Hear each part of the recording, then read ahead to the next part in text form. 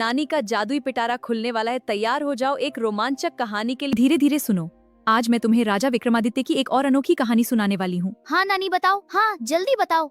ठीक है। तो कहानी की शुरुआत होती है एक अत्यंत प्रतापी और दयालु शासक राजा रूपसेन से। एक दिन उनके दरबार में वीरभद्र नाम का एक निडर और आत्मविश्वासी व्यक्ति आता है। वो राजा का अंगरक्षक बनना चाहता है। यहाँ तक तो सब सामान्य लगता है, लेकिन कहानी में ट्विस्ट उसकी फीस को लेकर है। वीरभद्र अपनी सेवा के बदले हर दिन 100 तोला सोना मांगता है। जी हाँ, एक दिन का 100 तोला सोना। उस जमाने के हिसाब से एक साधारण रक्षक के लिए इतनी बड़ी कीमत, ये तो बिल्कुल अकल्पनीय था।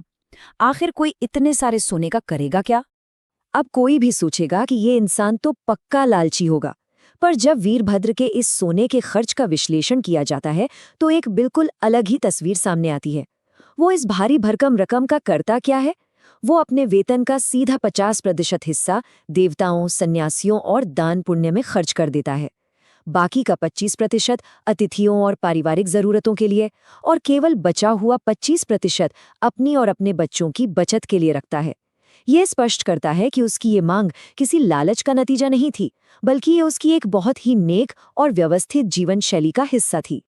अपनी काबिलियत साबित करने के बाद वीरभद्र एक रोंगटे खड़े कर देने वाली शपथ लेता है।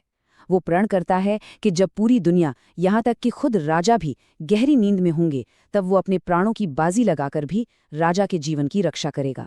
सच कहें तो ये कोई खोखला वादा नहीं था, ये वफादारी की एक चरम सीमा थी।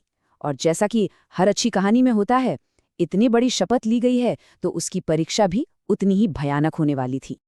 और यहीं से सस्पेंस अपनी चरम सीमा पर पहुंचता है। आधी रात का समय है, घनघोर अंधेरा है और वीरभद्र पहरेदारी कर रहा है। तभी अचानक उसे दूर से किसी स्त्री के जोर जोर से रोने की आवाज आती है। एक सच्चे रक्षक की तरह वो तुरंत उस भयानक रात में आवाज की दिशा में निकल पड़ता है। पर कहानी में एक और मोड़ आता है। राजा रूपसेन की भी नींद खुल जाती है। वो ये देखने के लिए कि उनका ये नया, बेहद महंगा और निष्ठावान सेवक आखिर इतनी रात गए जा कहाँ रहा है, चुपके से उसका पीछा करने लगते हैं। जब वीरभद्र उस आवाज के करीब पहुंचता है तो उसे कोई आम इंसान नहीं, बल्कि एक दिव्य स्वरूप वाली स्त्री दिखाई देती है।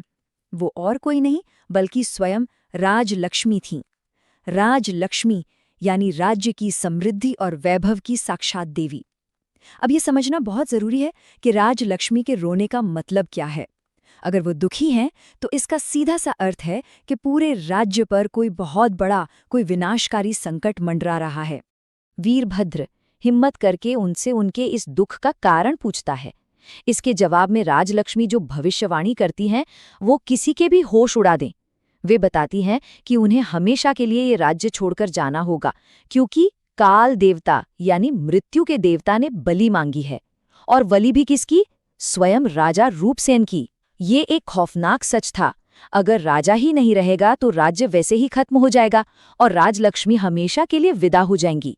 इस खौफनाक भविष्यवाणी को सुनकर वीरभद्र टूटता नहीं है, बल्कि उसका संकल्प और भी मजबूत हो जाता है। उसे अपनी वो शपथ याद आती है जो उसने राजा की जान बचाने के लिए ली थी।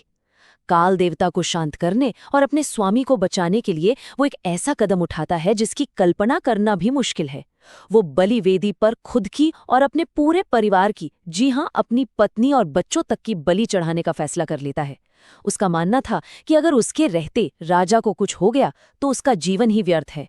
पर एक सेकंड रुकिए, राजा रूपसेन भी तो चुपकर ये सब देख रहे थे ना। जैसे ही वीरभद्र अपने ही परिवार की बलि देने के लिए अपनी तलवार उठाता है, राजा अंधेरे से बाहर आ जाते हैं। वो उसे रोक देते हैं। राजा का विजन बिल्कुल साफ था। एक राजा के लिए उसकी प्रजा ही उसका असली परिवार है। अपनी जान बचाने के लिए अपने ही लोगों का खून बहाना, ये कैसा राजधर्म हुआ? और फिर सबको चौंकाते हुए राजा रूपसेन खुद अपनी गर्दन काल देवता के सामने पेश कर देते हैं। और बस यहीं आता है इस कहानी का सबसे बड़ा और दिमाग हिला देने वाला मोड़। जैसे ही राजा अपना शीश काटने के लिए वार करने वाले होते हैं, राजलक्ष्मी वहां प्रकट होकर उन्हें रोक लेती हैं। पता चलता है कि ये खौफनाक भविष्यवाणी, ये काल देवता की मांग, ये सब महज एक इल्यूजन था, एक माया जाल था। देवी राजलक्ष्मी ने ये पूरा ड्रामा केवल और केवल उस नए सेवक की वफादारी और राजा के राजधर्म की असली परीक्षा लेने के लिए रचा था। तो अंततः उस डरावनी रात का एक बहुत ही शानदार अंत होता है। वीरभद्र ने साबित कर दिया कि दुनिया में उससे ज्यादा वफादार कोई नहीं, और राजा ने खुश होकर उसे अपना सेनापति बना दिया।